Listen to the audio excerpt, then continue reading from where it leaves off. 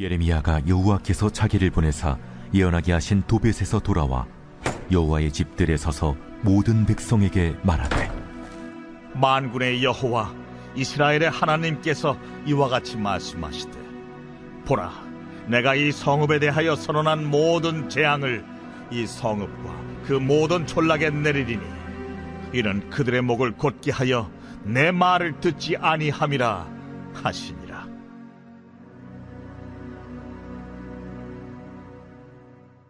제20장. 임멜의 아들 제사장 바스훌은 여호와의 성전의 총감독이라. 그가 예레미야의 이 일을 예언함을 들은지라. 이에 바스훌이 선지자 예레미야를 때리고 여호와의 성전에 있는 베냐민 문 위층에 목에 씌우는 나무 고랑으로 채워두었다니. 다음날 바스훌이 예레미야를 목에 씌우는 나무 고랑에서 풀어주매 예레미야가 그에게 이르되, 여호와께서 내 이름을 바스훌이라 아니하시고 마골 미사빕이라 하시느니라. 여호와께서 이와 같이 말씀하시되, 보라, 내가 너로 너와 네 모든 친구에게 두려움이 되게 하리니 그들이 그들의 원수들의 칼에 엎드려질 것이요 네 눈은 그것을 볼 것이며 내가 온 유다를 바벨론 왕의 손에 넘기리니 그가 그들을 사로잡아 바벨론으로 옮겨 칼로 죽이리라.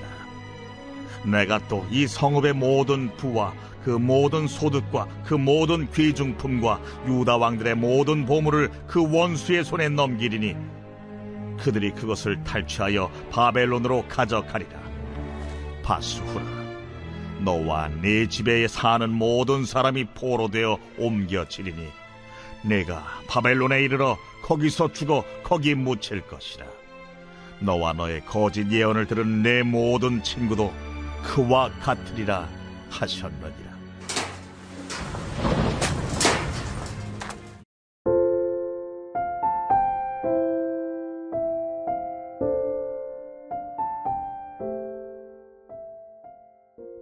오늘 본문은 예레미야 19장 14절에서 20장 6절 말씀입니다. 강화에 있는 기독교 역사 박물관에 갔을 때 한쪽 벽에 이런 글귀가 기록되어 있었습니다. 아마 들어보신 분들이 많으실 것 같은데요. 지금은 아무것도 보이지 않습니다. 주님, 메마르고 가난한 땅, 나무 한 그루 청청하게 자라오르지 못하고 있는 땅에 저희들은 옮겨와 앉아 있습니다.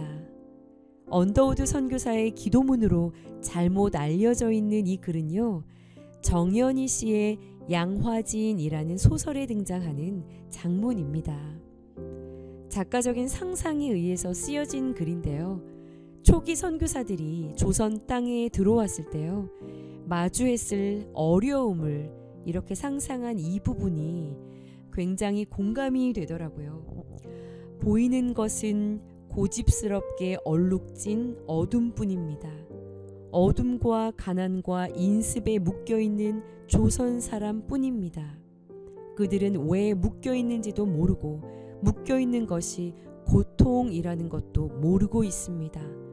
고통을 고통인 줄 모르는 자에게 고통을 벗겨주겠다고 하면 의심부터 하고 화부터 냅니다. 한 목사님께서 아프리카 지역에 단기 선교를 하러 가셨는데요.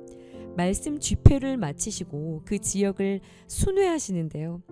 그 지역에 아주 어린 아이가 이렇게 바닥에 움푹 패여있는 웅덩이에 고인 물을 퍼서 손으로 떠 마시는 것을 목격하게 되셨다고 그래요. 이 목사님이요, 너무나 깜짝 놀라서 멀리서 그것을 보시고 소리를 치며 달려오셨대요. 안 돼!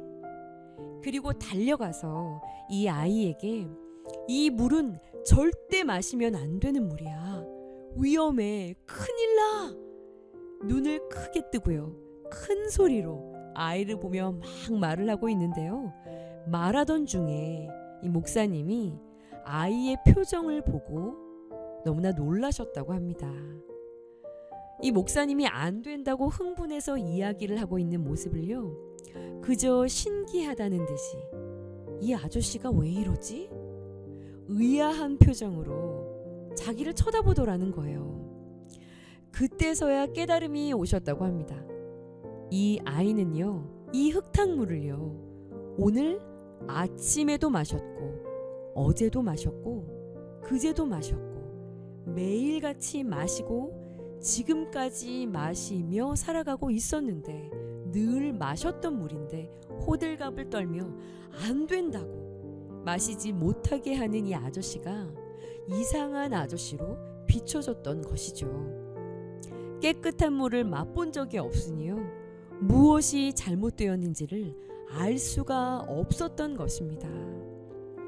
고통인데 고통인 줄을 모르는 자에게 고통을 벗겨주겠다고 하면 의심하고 화를 낸다 라는 양화진 소설에 나오는 이 한 문장이 오늘날 어둠 가운데 묶여있는 영혼들에게 빛 되신 예수 그리스도를 전하는 사명자들이 마주하는 일상일 것이다 라는 생각이 듭니다. 무언가를 고쳐보려고, 도와주려고 진심으로 애쓰며 힘을 써 보지만은요, 거부 반응이 느껴지면 실은 움츠러드는 것이 사실인데요. 사명자 예레미야는 어둠 속에서 말씀을 막으려 하는 이들 앞에서도요, 자신의 사명을 오롯이 감당해 냅니다. 예루살렘 거리에서나 성문에서 말씀을 선포할 때까지만 해도 견디고 있었던 이 제사장들, 선지자들이요, 14절 말씀에 여호와의 집들, 그러니까 성전입니다. 하나님이 당신의 이름을 영원히 두시겠다 약속하신 성전을 두고 이 성전 안에서 15절의 심판 메시지를 던진 것입니다. 그러니요, 이것이 백성들과 제사장 무리들을 아주 심히 자극하게 된 거예요. 자, 이때부터 예레미야에게 박해가 시작되는데요, 오늘 본문에서처럼 신체에 구금을 당하는 일이 벌어집니다.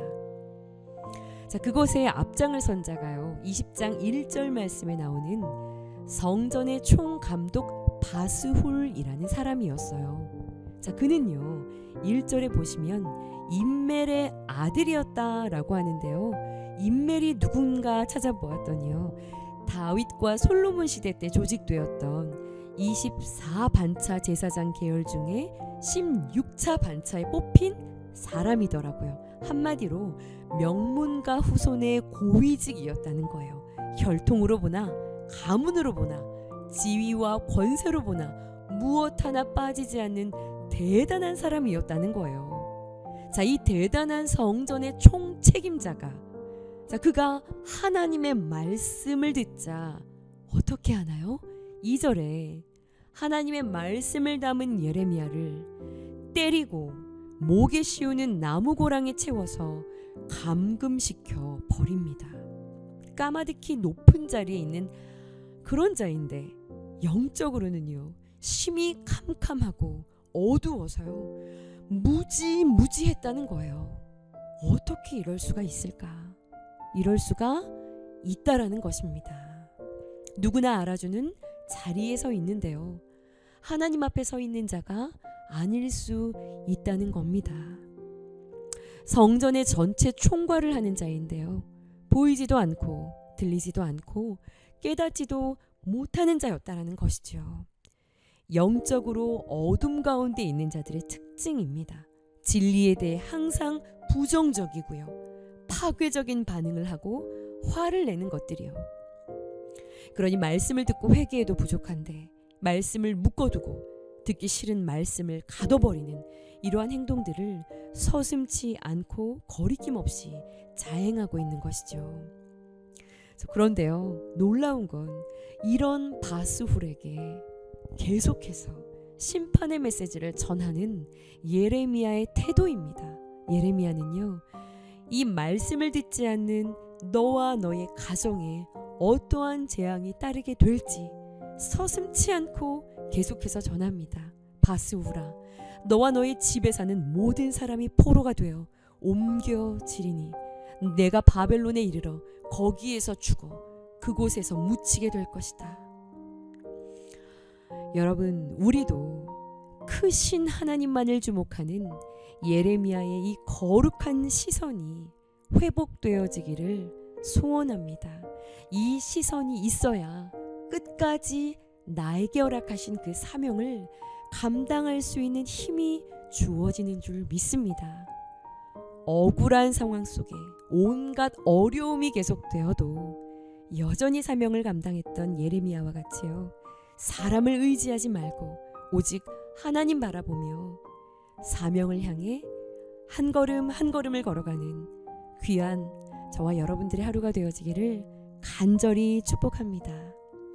나에게 들려온 말씀 앞에서 나는 어떻게 반응하는 자인가요? 또한 말씀을 막는 사람이 있다면 내가 인내하며 지금 해야 하는 일은 무엇인가요? 묵상 질문에 답해 보시기를 바랍니다. 기도하시겠습니다.